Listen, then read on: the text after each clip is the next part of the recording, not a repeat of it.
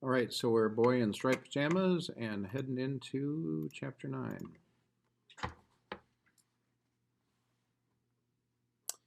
Bruno remembers that he used to enjoy exploration.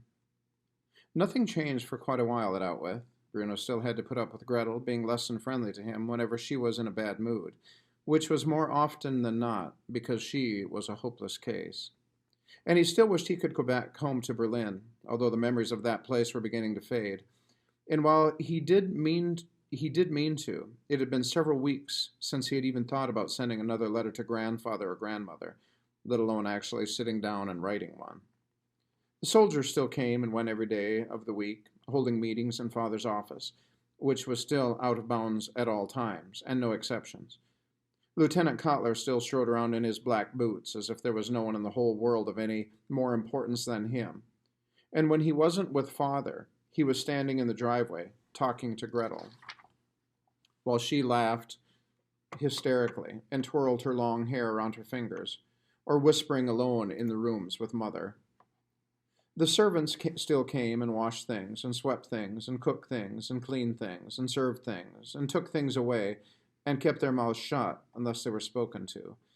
Maria still spent most of her time tidying things away and making sure that any item of clothing not currently being worn by Bruno was neatly folded in his wardrobe.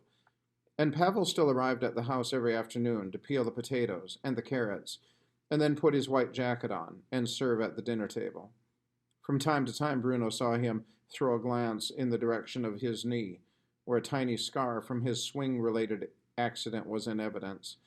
But other than that, they never spoke to each other. But then things changed.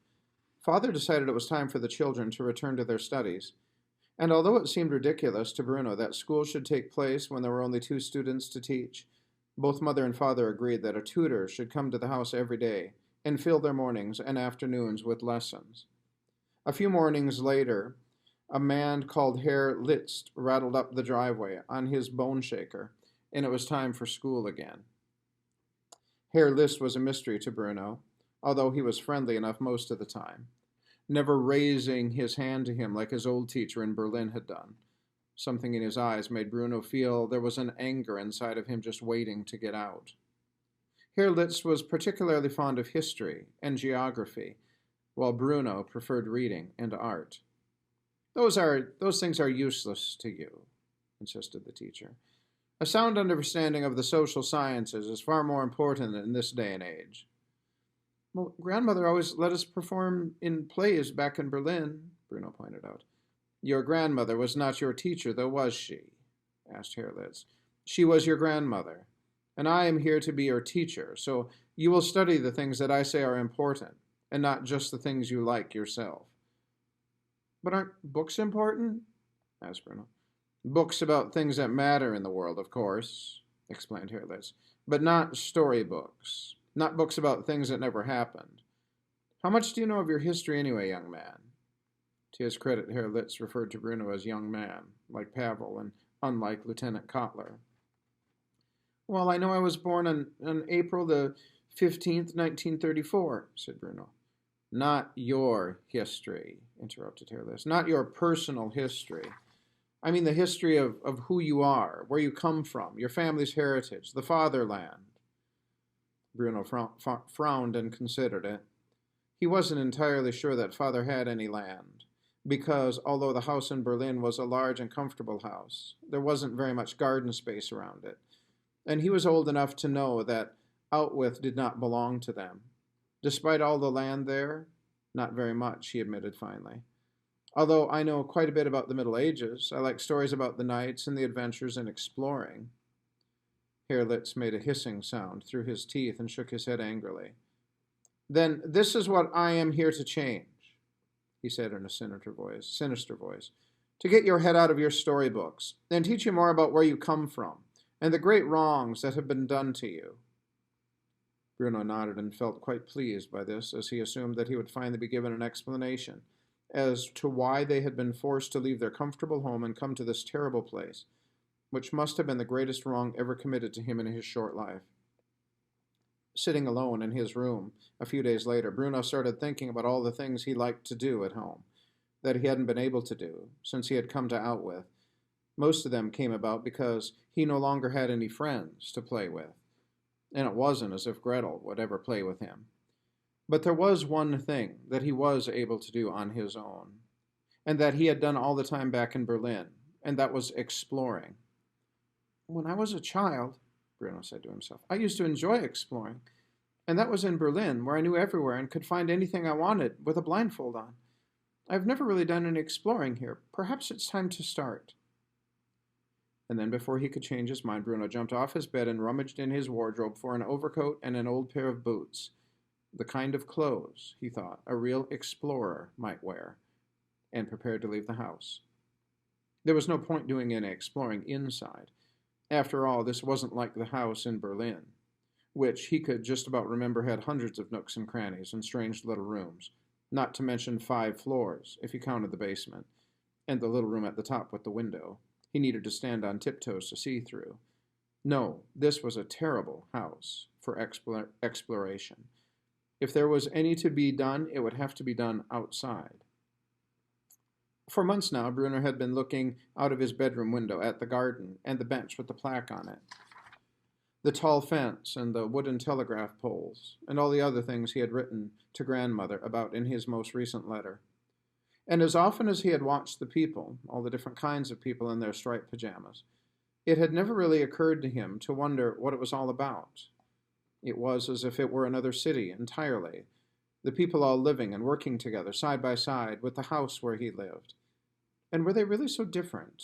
All the people in the camp wore the same clothes, those pajamas and their striped cloth caps too.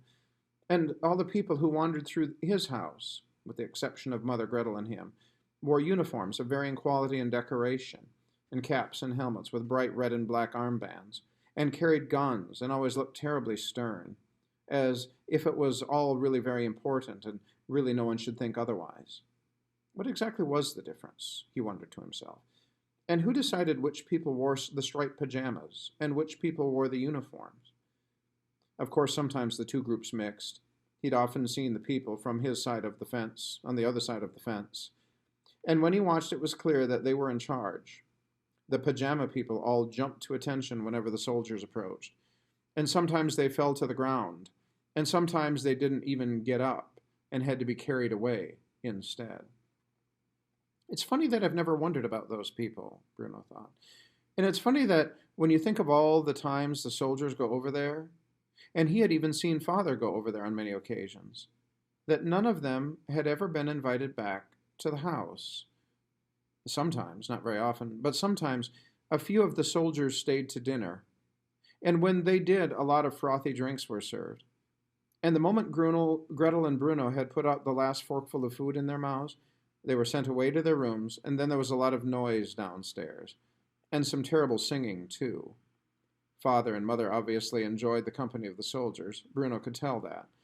But they'd never once invited any of the striped pajama people to dinner.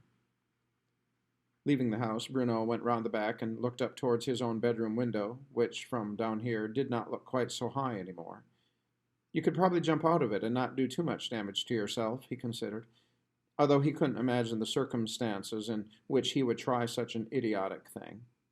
Perhaps if the house were on fire and he was trapped in there, but even then it would seem risky.